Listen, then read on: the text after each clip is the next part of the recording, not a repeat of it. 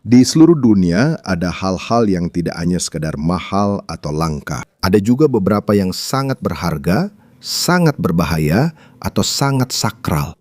Itulah sebabnya hampir mustahil bagi sembarang orang untuk mendekatinya. Beberapa di antaranya dijaga oleh petugas keamanan dan sensor berteknologi tinggi. Yang lainnya bahkan dilindungi oleh pemerintah dan pasukan militer. Pertanyaan besarnya adalah, apa sebenarnya benda-benda ini? Dan di video ini kita akan membahas tentang benda-benda yang sangat dijaga dan dilindungi oleh manusia. Jadi, mari kita mulai.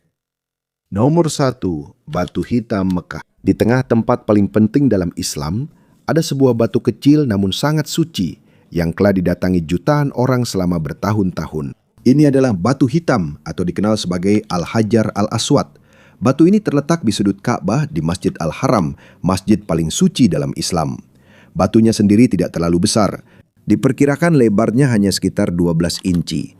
Warnanya gelap dan dikelilingi oleh bingkai perak. Namun meskipun kecil, ini adalah salah satu benda keagamaan paling penting di seluruh dunia. Menurut tradisi Islam, batu ini diyakini berasal dari surga. Ada juga kepercayaan bahwa batu ini dulunya berwarna putih, namun menjadi hitam karena dosa-dosa manusia. Banyak Muslim juga percaya bahwa Nabi Muhammad sendiri yang meletakkan batu ini di Ka'bah ketika bangunan tersebut dibangun kembali pada awal abad ke-7. Setiap musim haji, jutaan Muslim dari berbagai negara datang ke Mekah.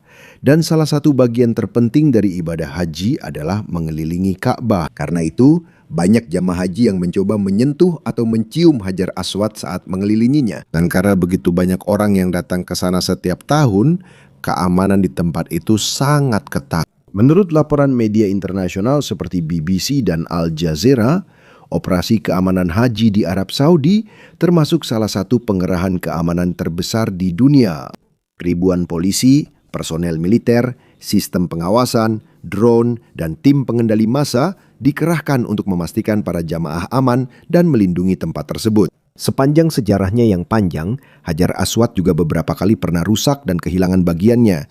Pada abad ke-10 menurut catatan sejarah, batu ini pernah dicuri oleh sebuah kelompok ekstremis dan hilang selama lebih dari 20 tahun sebelum akhirnya dikembalikan ke Mekah. Karena kerusakan yang terjadi pada masa lalu, batu yang sekarang terdiri dari beberapa fragmen yang disatukan dan ditempatkan dalam bingkai perak. Dan meskipun jutaan orang melihatnya setiap tahun, batu ini tetap menjadi salah satu objek keagamaan yang paling dilindungi di planet ini. Karena bagi banyak orang, ini bukan sekedar batu biasa. Ini adalah bagian dari keimanan, sejarah, dan identitas bagi sebagian besar dunia. Nomor 2, The Hope Diamond. Sekilas, ini hanya terlihat seperti berlian biru yang indah. Namun Hope Diamond adalah salah satu batu permata paling terkenal dan paling kontroversial di seluruh dunia. Ukurannya sekitar 45,5 karat. Ini adalah salah satu berlian biru terbesar yang pernah ditemukan dalam sejarah. Sekarang, berlian ini dapat ditemukan di Smithsonian National Museum of Natural History di Washington DC, tempat di mana jutaan orang berkunjung setiap tahun hanya untuk melihatnya secara langsung. Namun, bukan hanya keindahan berlian ini yang membuatnya terkenal. Selama lebih dari 300 tahun, beredar cerita bahwa berlian ini membawa sial atau kutukan. Menurut catatan sejarah, berlian ini pertama kali ditemukan di India pada abad ke-17, sebelum akhirnya sampai ke Perancis. Lama-kelamaan, berlian ini menjadi bagian dari permata mahkota Prancis dan dimiliki oleh keluarga kerajaan Prancis. Ketika revolusi Prancis terjadi pada tahun 1792, berlian itu dicuri dan hilang selama bertahun-tahun sebelum akhirnya muncul kembali di Eropa dengan tampilan yang berbeda karena telah dipotong ulang menjadi ukuran yang lebih kecil. Di sanalah mulai berkembang cerita-cerita tentang kutukan berlian ini. Konon, beberapa pemilik sebelumnya mengalami kebangkrutan, kehancuran hidup, atau mengalami tragedi yang sangat berat. Salah satu yang sering disebut adalah Raja Louis XVI dan Marie Antoinette dari Prancis, yang keduanya dipenggal pada masa revolusi. Namun menurut banyak sejarawan, sebagian besar cerita kutukan ini sebenarnya dibesar-besarkan oleh media dan para pedagang perhiasan pada masa itu agar berlian tersebut semakin terkenal. Namun demikian, hingga sekarang masih banyak yang tertarik dengan misterinya. Pada tahun 1958, seorang penjual perhiasan bernama Harry Winston memberikan berlian itu kepada Smithsonian Museum. Yang mengejutkan, berlian itu hanya dikirim menggunakan layanan pos biasa di Amerika dalam paket coklat sederhana. Sekarang tingkat keamanannya sudah jauh berbeda. Berlian itu berada di dalam kaca anti peluru yang tebal. Ada sensor gerak, kamera, dan petugas keamanan bersenjata yang berjaga sepanjang hari. Pencahayaan dan suhu di sekitarnya juga dikontrol untuk menjaga kondisi berlian itu. Tapi salah satu hal paling aneh dari berlian ini adalah ini. Ketika terkena cahaya ultraviolet, berlian ini tiba-tiba memancarkan cahaya merah yang terang. Sebuah berlian biru yang bersinar merah di dalam gelap. Dan bagi banyak pengunjung, itulah alasan mengapa berlian ini terlihat semakin misterius. Nomor 3, The Nuclear Football. Ada sebuah koper di dunia ini yang tidak pernah boleh ditinggalkan. Koper ini tidak berisi uang, emas, atau dokumen rahasia milik sebuah perusahaan. Isinya adalah sesuatu yang mampu memulai perang nuklir. Inilah yang disebut Nuclear Football milik Presiden Amerika. Secara resmi, ini dikenal sebagai Presidential Emergency Satchel. Ini adalah tas kerja kulit yang berat yang selalu dibawa oleh seorang perwira militer yang hampir tidak pernah berpisah dari Presiden Amerika Serikat. Bahkan saat berada di Gedung Putih, di pesawat, di rapat, di jamuan kenegaraan, atau bahkan saat Presiden sedang berlibur, koper itu selalu ada di sana. Menurut laporan dari CNN dan BBC, ajudan militer khusus yang ditugaskan untuk membawanya. Mereka harus melewati pemeriksaan latar belakang yang sangat ketat, evaluasi psikologis, dan proses izin keamanan yang sangat ketat sebelum terpilih. Bukan sembarang tentara biasa yang memegangnya. Mereka dilatih untuk selalu siap kapan saja. Karena jika terjadi serangan nuklir terhadap Amerika, Presiden hanya punya beberapa menit untuk mengambil keputusan. Dan disinilah pentingnya nuclear football. Banyak orang mengira ada tombol merah secara harfiah di dalamnya yang langsung meluncurkan rudal nuklir. Tapi menurut mantan pejabat militer dan laporan publik, prosesnya tidak sesederhana itu. Koper tersebut dikatakan berisi peralatan komunikasi, kode autentikasi, catatan darurat, prosedur, dan opsi respons militer yang sudah direncanakan sebelumnya. Secara sederhana, ini adalah sistem komando bergerak presiden jika terjadi keadaan darurat nuklir.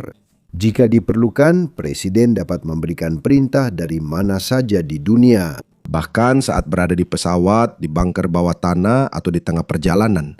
Yang membuat khawatir, ini tidak disimpan di berangkas pada malam hari. Ini harus tetap dekat dengan Presiden hampir sepanjang waktu. Karena menurut doktrin militer Amerika, setiap ancaman nuklir bisa terjadi kapan saja.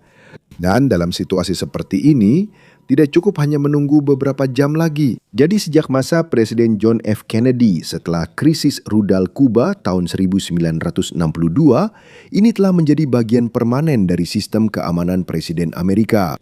Krisis rudal Kuba adalah salah satu momen paling berbahaya dalam Perang Dingin, di mana Amerika Serikat dan Uni Soviet hampir saja terlibat dalam perang nuklir. Disitulah pemerintah Amerika menyadari bahwa presiden harus memiliki cara untuk segera memberikan perintah dimanapun dia berada. Dan sampai sekarang, para ajudan militer masih membawa tas itu setiap hari. Dari luar, tas itu terlihat seperti tas biasa. Namun, di dalamnya terdapat sistem dan prosedur yang dapat memengaruhi seluruh dunia hanya dalam beberapa menit. Nomor 4, resep Coca-Cola. Dari sekian banyak rahasia di dunia, salah satu yang paling terkenal bukan tentang militer, mata-mata, atau senjata pemerintah, ini adalah resep minuman ringan. Namun menurut The Coca-Cola Company, formula Coca-Cola adalah salah satu rahasia dagang yang paling ketat dijaga dalam sejarah dunia bisnis. Lebih dari 100 tahun sudah hal ini diperbincangkan, dan sampai sekarang masih banyak yang percaya bahwa hanya beberapa orang saja yang benar-benar mengetahui formula pastinya. Di World of Coca-Cola di Atlanta, Georgia, ada sebuah brankas khusus yang katanya menyimpan dokumen resep asli Coca-Cola. Kalau kamu lihat brankasnya, itu seperti adegan di film aksi, pintu baja tebal, sistem keamanan canggih, area akses terbatas, dan pengawasan 24 jam. Tapi yang lebih menarik di sini bukan cuma resep yang mereka lindungi, mereka juga melindungi misterinya. Selama beberapa dekade, ide bahwa Coca-Cola punya formula rahasia yang hampir mustahil diketahui sudah jadi bagian dari strategi pemasaran mereka. Sudah lama ada cerita bahwa hanya 2 eksekutif yang tahu seluruh resepnya pada satu waktu.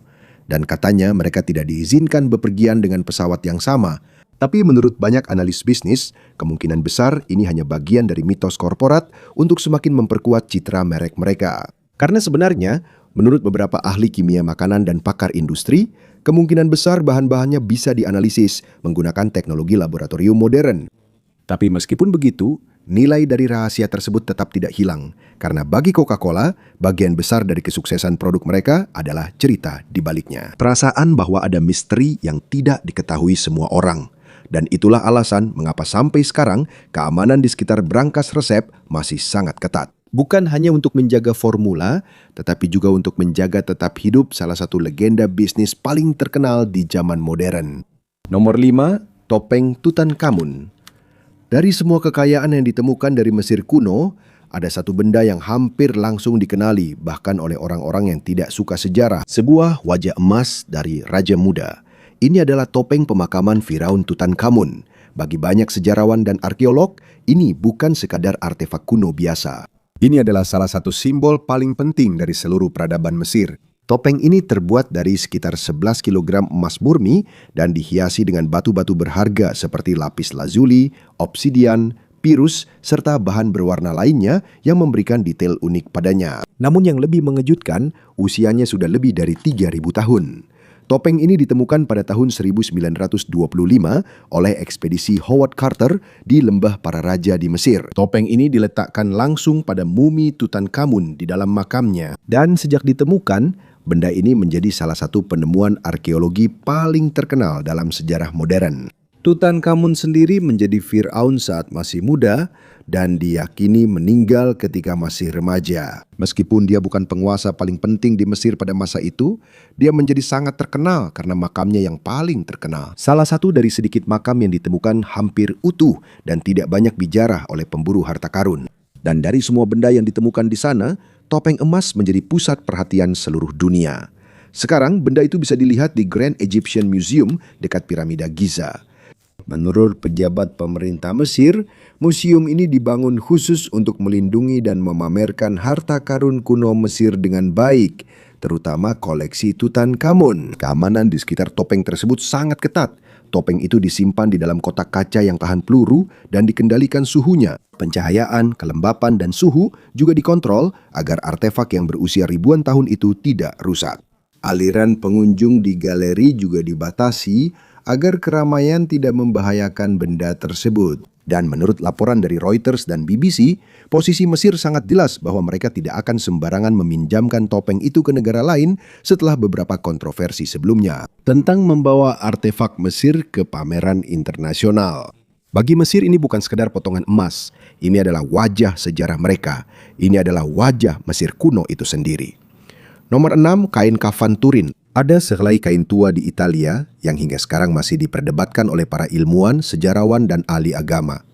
Bagi sebagian orang, ini adalah salah satu relik paling suci dalam kekristenan. Sementara bagi yang lain, mungkin saja ini hanya dibuat pada abad pertengahan. Inilah yang disebut sebagai kain kafan Turin. Ini adalah kain linen panjang yang memiliki gambar samar seorang pria dengan luka-luka yang mirip dengan cedera akibat penyaliban. Konon, pada gambar itu juga terlihat tanda-tanda yang mirip dengan luka akibat mahkota duri. Karena itu, banyak orang Kristen yang percaya bahwa ini adalah kain kafan Yesus setelah penyaliban. Namun hingga sekarang, belum ada jawaban pasti apakah ini benar atau tidak. Kain tersebut disimpan di Katedral Santo Yohanes Pembaptis di Turin, Italia, dan berada di bawah perawatan Vatikan. Keamanannya sangat ketat. Kain itu ditempatkan dalam kotak khusus yang tersegel dengan suhu yang terkontrol, serta perlindungan terhadap api, kelembapan, dan kontaminasi. Pelindung kain itu juga tahan peluru, dan biasanya kain tersebut tidak selalu dipamerkan kepada publik. Ada kalanya butuh waktu puluhan tahun sebelum kain itu kembali dikeluarkan agar bisa dilihat oleh para peziarah dan pengunjung. Salah satu alasan mengapa kain ini sangat berharga adalah karena gambar misterius di atas kain tersebut. Menurut beberapa peneliti, itu bukan sekadar lukisan atau gambar biasa. Selama bertahun-tahun, berbagai ilmuwan telah mencoba mempelajari bagaimana gambar itu terbentuk. Namun hingga kini, belum ada jawaban pasti yang diterima oleh semua orang. Pada tahun 1988, 3 laboratorium melakukan uji radiokarbon. Hasilnya menunjukkan bahwa kain tersebut kemungkinan dibuat pada periode abad pertengahan, antara abad ke-13 dan abad ke-14. Karena hal ini, banyak skeptis yang mengatakan bahwa kain itu bukan berasal dari zaman Yesus. Namun ada juga beberapa peneliti yang menentang temuan tersebut dan mengatakan bahwa sampel yang diperiksa mungkin hanya berasal dari bagian kain yang telah diperbaiki setelah rusak sebelumnya. Hingga sekarang, perdebatan masih terus berlangsung. Ceritanya pun menjadi semakin rumit karena kain itu beberapa kali hampir rusak akibat kebakaran. Pada abad ke-16 terjadi kebakaran besar yang meninggalkan bekas terbakar dan lubang pada kain yang masih bisa terlihat hingga sekarang.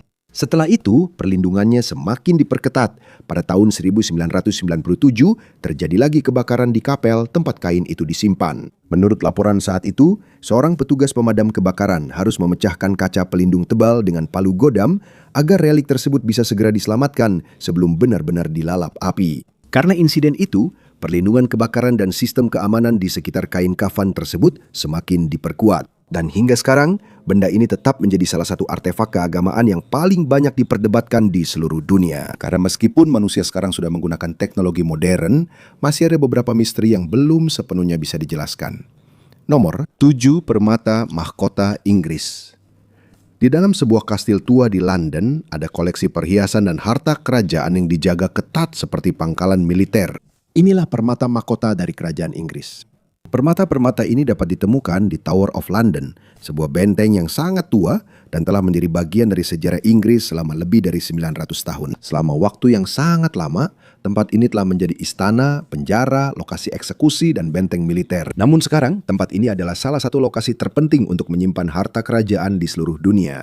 Koleksi permata mahkota mencakup mahkota, pedang, tongkat kerajaan, dan berbagai benda upacara lainnya yang digunakan dalam penobatan raja atau ratu Inggris. Singkatnya, ini adalah simbol kekuasaan monarki Inggris. Dan menurut laporan BBC dan Reuters, nilai seluruh koleksi ini diperkirakan mencapai miliaran pound sterling. Tapi salah satu bagian terpenting dari koleksi ini adalah mahkota negara kekaisaran. Mahkota ini dipenuhi dengan batu permata mewah, ribuan berlian, samrud, safir, mutiara, dan beberapa batu permata paling terkenal di dunia. Termasuk di dalamnya adalah berlian Cullinan II, salah satu berlian hasil poles terbesar yang dimiliki oleh mahkota Inggris. Sementara berlian Cullinan I yang lebih besar berpasang pada tongkat kerajaan. Batu itu adalah salah satu berlian bening terbesar yang pernah dibuat dalam sejarah. Karena nilai dan pentingnya yang sangat tinggi, keamanan di Menara London sangat ketat. Ada pintu baja tebal, dinding tahan bom, sistem alarm canggih, dan kotak pajangan tahan peluru. Tapi yang menarik, bukan hanya teknologi modern yang menjaga tempat ini. Ada juga penjaga terkenal yang disebut Yeoman Warders, atau lebih dikenal sebagai Beef Eaters. Mereka adalah para penjaga yang sering dilihat turis dengan seragam merah dan hitam. Tapi mereka bukan sekadar penjaga upacara biasa. Kebanyakan dari mereka adalah mantan anggota senior militer Inggris yang telah lama bertugas sebelum terpilih untuk menjaga menara. Dan sepanjang sejarah permata mahkota, sudah beberapa kali dicoba untuk dicuri. Salah satu yang paling terkenal terjadi pada abad ke-17. Seorang pria bernama Kolonel Thomas Blood menyamar sebagai pendeta untuk mendapatkan akses ke rumah permata. Menurut catatan sejarah, mereka mencoba mencuri permata mahkota dan bahkan memukul mahkota agar muat di dalam tas saat mereka berusaha melarikan diri. Tapi mereka tetap tertangkap sebelum bisa melarikan diri. Dan yang lebih mengejutkan, alih-alih dihukum mati atau dipenjara seumur hidup, Raja Charles II justru memaafkannya. Sampai sekarang, hal ini masih menjadi misteri bagi banyak sejarawan tentang Raja Charles II. Sampai sekarang, hal ini masih menjadi misteri bagi banyak sejarawan. Saat ini, jutaan turis berkunjung setiap tahun untuk melihat permata mahkota. Dan meskipun sudah berlalu beberapa abad, benda ini tetap menjadi salah satu simbol terpenting dari monarki Inggris. Nomor 8, Deklarasi Kemerdekaan. Ada sebuah dokumen tua di Amerika yang bukan sekadar kertas. Bagi banyak orang Amerika, inilah awal mula negara mereka. Inilah Deklarasi Kemerdekaan asli Amerika Serikat. Dokumen ini secara resmi menyatakan pada tahun 1776 bahwa 13 koloni Amerika telah memisahkan diri dari kekuasaan Inggris. Di sini juga tertulis salah satu kalimat paling terkenal dalam sejarah politik Amerika tentang kesetaraan manusia. Sekarang dokumen ini dipajang di Gedung Arsip Nasional di Washington DC bersama dengan konstitusi asli dan Bill of Rights Amerika. Bagi pemerintah Amerika, dokumen-dokumen ini sangat penting karena disinilah dasar negara dan hukum mereka didirikan. Dan karena deklarasi kemerdekaan sangat berharga, sistem keamanannya hampir seperti laboratorium sains. Dokumen ini disimpan dalam kotak khusus yang tersegel, terbuat dari bahan logam yang kuat dan memiliki lingkungan yang terkontrol di dalamnya. Udara di dalam kotak itu bukan udara biasa. Menurut Arsip Nasional, gas argon digunakan di dalamnya karena lebih aman untuk perkamen dan tinta yang sudah tua. Kelembapan, suhu, dan tekanan udara juga dikontrol agar dokumen tidak cepat rusak. Namun yang lebih mengejutkan adalah apa yang terjadi pada malam hari. Ketika Arsip Nasional tutup, dokumen-dokumen secara perlahan diturunkan menggunakan sistem hidrolik ke sebuah brankas bawah tanah di bawah gedung. Brankas itu tahan api, tahan bom, dan sangat diperkuat. Singkatnya, seperti bunker bagi dokumen-dokumen terpenting Amerika. Ketika pagi tiba, dokumen-dokumen itu diangkat kembali agar bisa dilihat oleh publik. Keamanan di seluruh gedung juga sangat ketat. Ada petugas federal bersenjata, sensor gerak, sistem pemantauan lingkungan, dan pemeriksaan keamanan seperti di bandara untuk para pengunjung. Namun, perlindungan terhadap deklarasi tidak selalu sebaik ini. Pada masa-masa awal, dokumen ini sering dipindahkan ke berbagai tempat selama perang dan krisis di Amerika. Pada Perang 1812, dokumen ini disembunyikan saat pasukan Inggris membakar Washington. Ketika Perang Dunia II, dokumen ini dibawa ke Fort Knox di Kentucky untuk melindunginya dari kemungkinan serangan. Meskipun telah melalui banyak hal selama hampir 250 tahun, sebagian besar tulisan dan tanda tangan di dokumen ini masih bisa dibaca hingga sekarang. Dan bagi Amerika, pesan dari keamanan yang sangat ketat ini sangat jelas. Mereka tidak ingin kehilangan salah satu bagian terpenting dari sejarah mereka. Nomor 9. Mona Lisa. Dari semua objek dalam daftar ini adalah yang paling mudah dikenali. Seorang wanita, sebuah senyuman kecil, dan sebuah lukisan yang hampir semua orang di dunia pernah dengar. Ini adalah Mona Lisa karya Leonardo da Vinci. Lukisan ini dapat ditemukan di Museum Louvre di Paris, Prancis. Namun ketika banyak turis melihatnya secara langsung, reaksi mereka seringkali sama. Ternyata kecil saja. Itu benar. Lukisan ini tidak sebesar yang banyak orang bayangkan. Lukisan ini kecil dibandingkan dengan sebagian besar karya seni di museum. Namun meskipun kecil, ini adalah salah satu lukisan yang paling dijaga di seluruh dunia. Di belakangnya ada 10. Kaca anti peluru dengan suhu dan kelembapan yang terkontrol digunakan agar lukisan tua ini tidak rusak. Ada pembatas supaya orang tidak bisa terlalu dekat. Ada kamera, ada penjaga. Dan karena ribuan pengunjung datang setiap hari, pengendalian kerumunan di sekitarnya sangat ketat. Tapi kenapa penjagaannya seketat ini? Karena lukisan ini sudah berulang kali menjadi target pencurian dan serangan. Pada tahun 1911, Mona Lisa dicuri dari Louvre. Yang mengambilnya adalah Vincenzo Peruggia, seorang pekerja asal Italia yang pernah bekerja di sana. Dia mencuri Mona Lisa dari Louvre. Yang mengambilnya adalah Vincenzo Peruggia, seorang pekerja asal Italia yang pernah bekerja di museum tersebut. Menurut laporan sejarah, dia berhasil melepaskan lukisan itu. Lisa itu, menurut laporan sejarah, dia berhasil melepaskan lukisan itu dari dinding, menyembunyikannya, dan keluar dari museum. Lukisan itu hilang selama lebih dari 2 tahun, dan selama lukisan itu hilang, Mona Lisa justru semakin terkenal. Bahkan dinding kosong tempat lukisan itu dulu digantung pun didatangi banyak orang. Akhirnya, Peruggia tertangkap saat mencoba membawa dan menjual lukisan itu di Italia. Mona Lisa dikembalikan ke Louvre, tapi sejak saat itu, pandangan dunia terhadapnya sudah berbeda. Lukisan ini bukan hanya terkenal, tapi sudah menjadi ikon global. Tapi masalahnya tidak berhenti di situ. Pada tahun 1956, ada orang yang melemparkan asam ke lukisan itu. Di tahun yang sama, ada juga yang melempar batu dan merusak sebagian kecil dari lukisan tersebut. Setelah insiden-insiden itu, Mona Lisa semakin dilindungi dengan kaca khusus. Pada tahun 2009, ada pengunjung yang melemparkan muk keramik ke lukisan itu. Tapi muk tersebut hanya mengenai kaca pelindung. Pada tahun 2022, ada seorang pria yang menempelkan kue ke kaca tersebut. Meskipun dikatakan bahwa ini adalah protes tentang perubahan iklim, lukisannya tidak rusak, tapi pesannya jelas. Semakin terkenal suatu benda, semakin banyak orang yang ingin mendekat, menyentuh, atau membuat keributan di depannya. Jadi sekarang, Mona Lisa seolah-olah terkurung dalam ketenarannya sendiri. Ini bukan sekadar lukisan di dinding, ini adalah benda yang tak tergantikan. Artinya, kalau benda ini hilang atau rusak, tidak ada penggantinya yang persis sama. Foto tidak cukup, replika tidak cukup, salinan digital juga tidak cukup. Karena Mona Lisa adalah hasil karya tangan Leonardo da Vinci sendiri, lebih dari 500 tahun yang lalu, sebuah benda asli dari masa aslinya. Itulah sebabnya pengawasan di sini sangat ketat. Bukan hanya karena harganya, tapi juga karena hanya ada satu di seluruh dunia. Dan jika Mona Lisa hilang, bukan hanya sebuah lukisan yang hilang, salah satu wajah terpenting dalam sejarah seni juga akan hilang. Nomor 10. Bintang India. Ada sebuah batu permata di New York yang sangat indah. Tapi batu ini semakin terkenal karena sebuah perampokan museum yang memalukan. Inilah bintang India. Ini adalah batu safir bintang besar yang berada di American Museum of Natural History di New York City. Beratnya lebih dari 563 karat. Ukurannya hampir sebesar bola golf. Tapi yang unik dari batu ini, ketika terkena cahaya, muncul bentuk seperti bintang 6 sudut di permukaan batunya. Seolah-olah ada bintang yang bergerak saat sudut cahaya berubah.